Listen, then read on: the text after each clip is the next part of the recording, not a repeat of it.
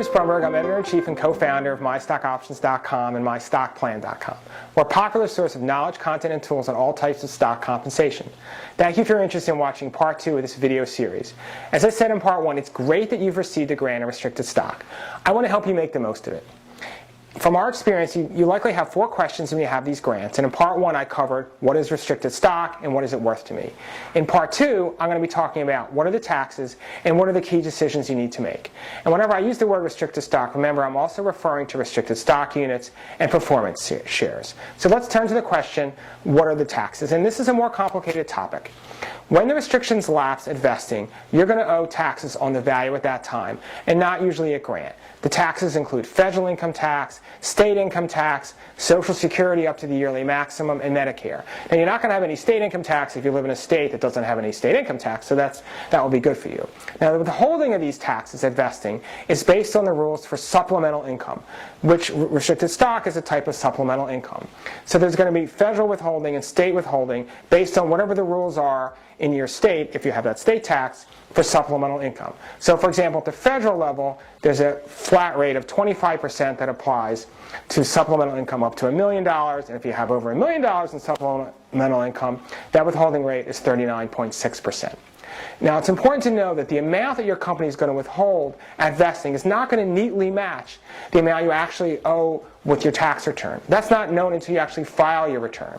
So if the amount is much less than the amount you project you're going to owe at your marginal tax rate, you want to consider putting aside extra money for the taxes. And if it's a lot less, you want to pay estimated taxes. So please speak to your tax advisor about this. Now you wonder, well, how does the IRS actually get its money at vesting? Well, your company is going to come up with a withholding method. And there are various kinds of withholding methods. The most popular one is what's called share surrender, and that's where the company actually holds back a number of shares using a share withholding method, and what comes in your account is just the net number of shares after those shares are held back to cover the amount in taxes.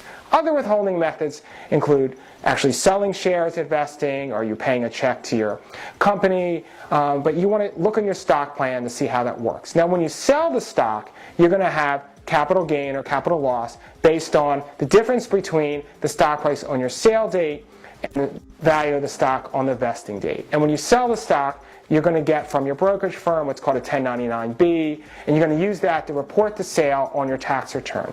Make sure you always report the sale on your tax return, even if you sold the stock right away at vesting.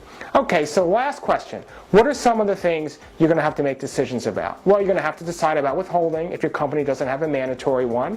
You're going to have to decide whether you're going to accept the grant or not if your company has an acceptance procedure. And then, most importantly, you're going to have to decide whether to hold the shares or sell them at vesting. And that's a personal financial decision. It depends on many factors, including your cash flow, your portfolio diversification, your outlook for the company's stock price.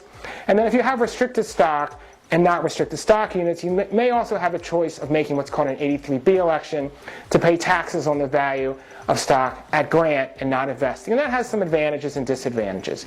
So to learn more about restricted stock, including financial planning issues and tax return reporting, please see those sections on MyStockOptions.com, or if your company or stock plan provider licenses content from us, look in the Knowledge Center.